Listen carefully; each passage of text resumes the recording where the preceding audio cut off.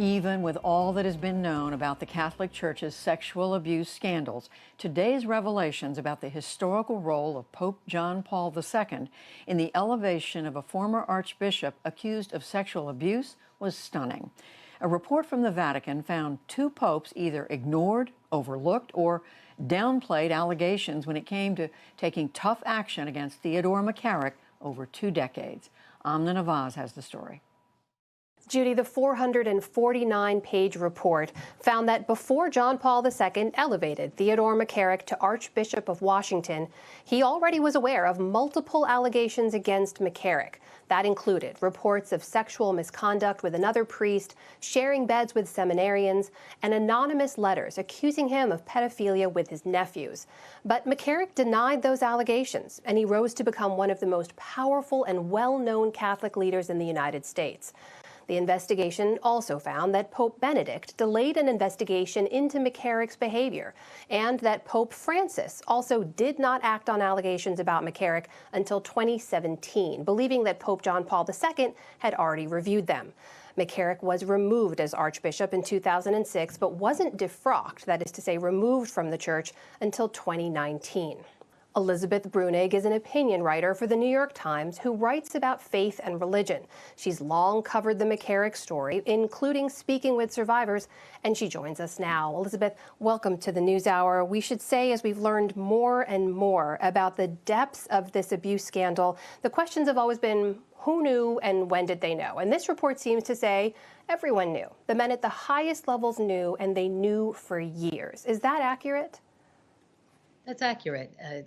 At least as early as the 1990s, there was widespread awareness in the hierarchy that these allegations had been made and that they were continuing to be made over time.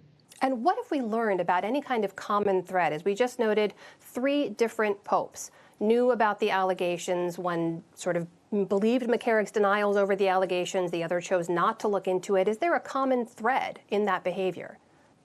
You know, McCarrick was very charismatic and he was extremely winning, and he was also a very gifted fundraiser who made lots of monetary gifts to other members of the church hierarchy.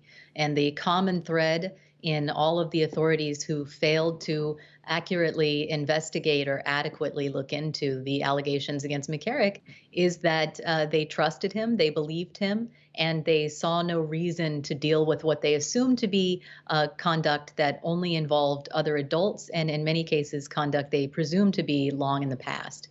As we mentioned, you've reported on some of the survivors before. Have you spoken with them today, and what's been their reaction to the report? I have, yes. One of the survivors that I spoke to who was abused by McCarrick as a child, as a minor, is exhausted by this episode. The McCarrick saga has stretched on now since 2017. So if you can imagine 3 years of media inquiry and then church inquiries of different stripes into what happened to this individual, I think it's easy to understand why he's completely exhausted at this point. What kind of impact does this have more broadly in the Catholic community? We talk about these issues of trust and faith, the idea that church leaders knew for years and didn't do anything. What kind of impact can a report like this have? It has seriously damaged the moral credibility of the Roman Catholic Church. The fact that the sex abuse crisis is still ongoing at this point in time, when we first learned about it in 2002, I think is a serious, serious problem that compromises the Church's ability to speak out on moral matters. And I think it's going to really put a shroud over the papacy of Pope Francis. What do you mean by that, specifically with Pope Francis?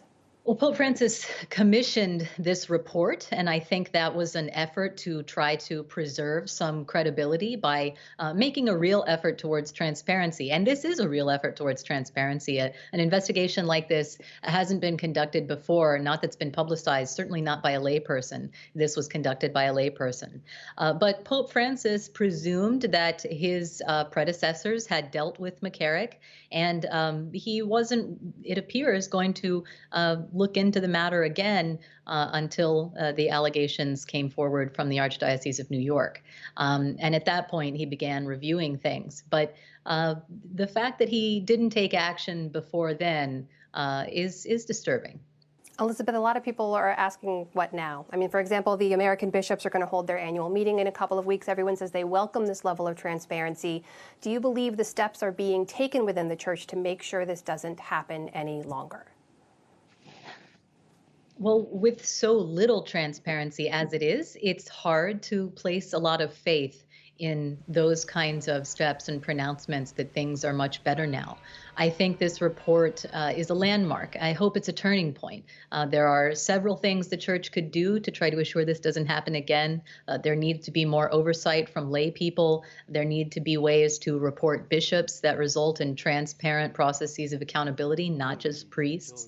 And until those kinds of monumental changes happen, it's hard to see how these kinds of events will have, really been forfended. That is Elizabeth Bruenig, opinion writer for the New York Times, joining us tonight. Thank you so much for your time. Thank you.